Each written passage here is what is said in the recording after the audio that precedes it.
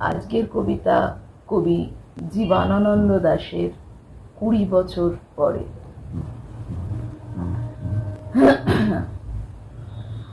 আবার বছর 20 পরে তার সাথে দেখা হয় যদি, আবার বছর 20 পরে হয়তো ধানের ছড়ার পাশে কার্তিকের মাসে, তখনও সন্ধ্যার কাক ঘরে ফিরে, তখনও হলুদ নদী নরম নরম হয় স্বর কাশ হোগলার মাঠের ভিতরে।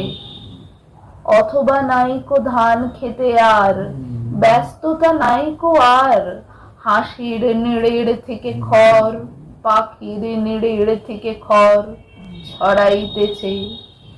মনে আর ঘরে রাত, শীত আর শিশিরের। জীবন গিয়েছে চলে আমাদের 20 বছর পার।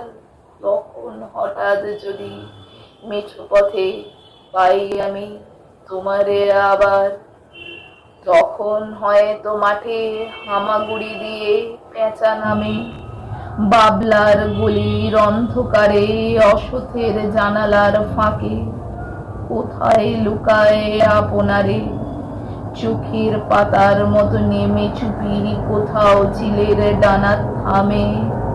সোনালি সোনালি চিল শিশির শিকার করে নিয়ে গেছে তারে।